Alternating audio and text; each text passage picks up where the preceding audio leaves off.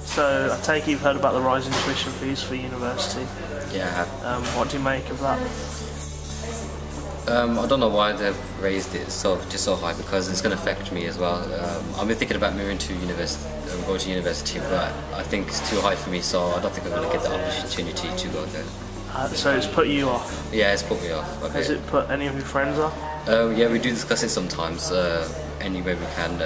Yeah, with my older friends, some of them can't go to university, can't afford it, or it's just like they're too far away, they're asking for too much. So taking into account the recent economic downturn, what do you think the main cause of this was? I think it was sort of several things coming together at the same time. I suppose the housing market burst in the US was the first thing that kind of triggered off the sort of credit crunch in the rest of Europe. And I think also, you know, ordinary households and businesses are to blame as well for borrowing too much beyond their means. Does the blame fall to the banks in particular? I think partly, but then you've also got to ask about, you know, who was regulating the activity. So, you know, I think governments essentially are there to protect our interests, and, you know, to have missed something like this that could potentially have caused such a huge problem for ordinary people is something we've got to think about as well. Yeah, I think in general, the media in particular has a great influence, normally negative. I think they contribute towards people's perceptions, because a lot of people seem naive to what's actually happening in their environment.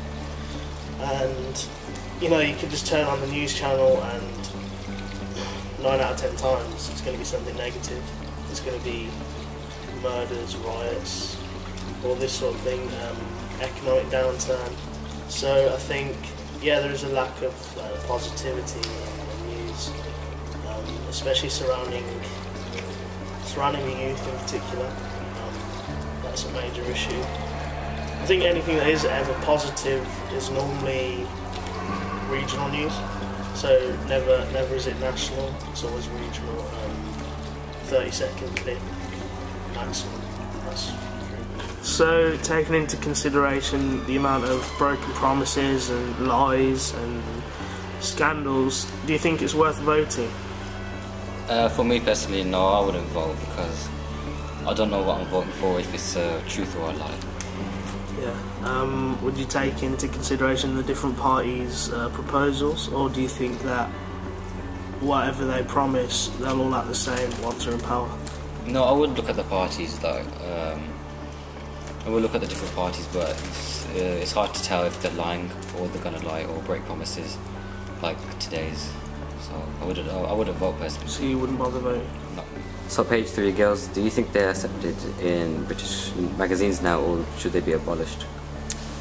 It is something that tends to confuse a lot of people sort of outside of Britain, because it's quite particular to us, and it's sort of, a lot of people would say it's just a part of, you know, fun, and it's like a British institution.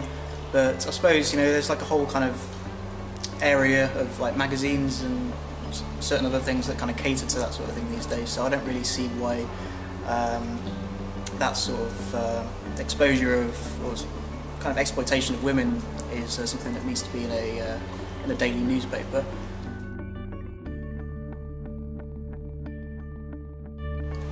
Not particularly. I think as a A-level student, we're not educated on that. We should be, but we're not. The current economic climate doesn't. I don't think that bankers should be getting these bonuses. If they're banks, their businesses are losing money, but they're getting bonuses. They're getting hundreds of thousands of pounds, while the rest of the economy is suffering in recession. Businesses closing down left, right, and centre. Yeah, I think the money they get paid could be used more strategically, more wisely, more, you know. Also, the whole aspect of bonuses themselves, highly paid football players, all that sort of stuff. I think the money is more deserved by other professions, more important professions.